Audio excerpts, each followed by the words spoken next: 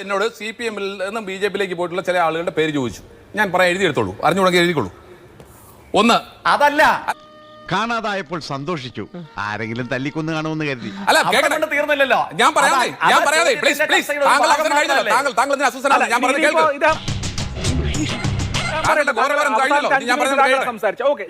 കേൾക്കൂ. ഖഗൻ മർമു എന്ന് പറയുന്ന MLA, അദ്ദേഹം ഉത്തര മാൾഡാസ് കോൺസ്റ്റിറ്റ്യുവൻസിയിൽ നിന്നായിരുന്നു. 2001 മുതൽ 2019 വരെ MLA ആയിരുന്നു. അദ്ദേഹം BJP-യിൽ പോകുമ്പോൾ MP ആയി മത്സരിച്ചു. ഇപ്പൊ MP ആണ്. അദ്ദേഹം മത്സരിക്കാൻ പോകുമ്പോഴും അത് CPM-ന്റെ MLA ആണ്, രാജിവെച്ചിരുന്നില്ല. എനിക്കതിനെ യോജിപ്പില്ല, ഞാനതിന് യോജിക്കില്ല. മഫൂജ ഖത്തൂൽ 2001 2006 MLA ആയിരുന്നു. കുമർഗഞ്ചിൽ നിന്നുള്ള MLA ആയിരുന്നു. ഇപ്പൊ BJP-യിലാണ്. മൊബഷർ അലി 2008 മുതൽ 2023 വരെ CPM-ന്റെ MLA ആയിരുന്നു. ഇപ്പൊ BJP-യിലാണ്. ഇനി അശോക് ദിന്ദ BJP-യിൽ പോയി. അദ്ദേഹത്തിന്റെ പ്രവർത്തന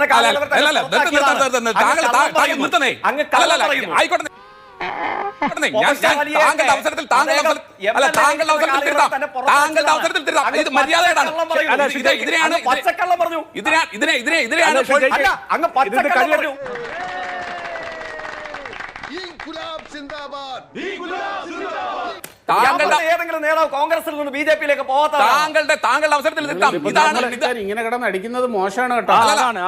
ഇതാണ് പൊളിറ്റിക്കലി തന്തയില്ലായ്മ എന്ന് പറയുന്നത്. അല്ല, നിങ്ങളിങ്ങനെ ഈ തരത്തിലുള്ള സംഭാഷണത്തിലേക്ക് പോവല്ലേ? ഇത് ഈ വിഷയങ്ങൾ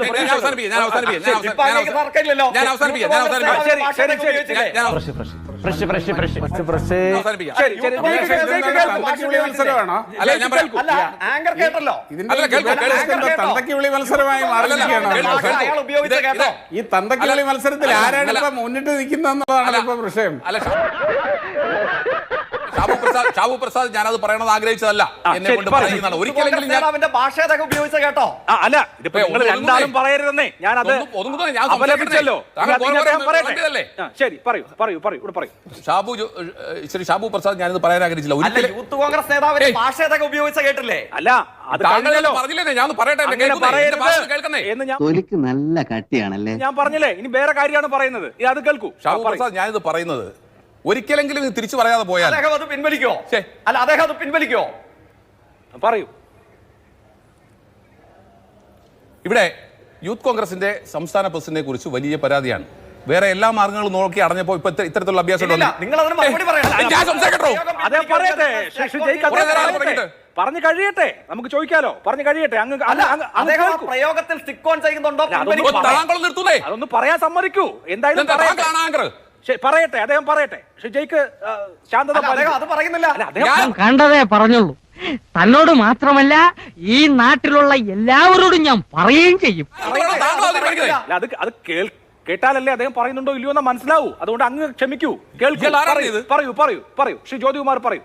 നിങ്ങൾ തന്തക്കിവിളി മത്സരത്തിൽ മുന്നിലാണ്. ഇനിയും നടഞ്ഞ അദ്ദേഹം കേൾക്കട്ടെ. ജ്യോതികുമാർ ചാമക്കാലയുടെ അവസരം പറഞ്ഞു. അങ്ങ് തെറ്റിദ്ധരിച്ചു. ഞാനല്ല, യൂത്ത് കോൺഗ്രസിന്റെ പ്രസിഡന്റും അദ്ദേഹവും വിവരം കെട്ടവനെ എന്നെ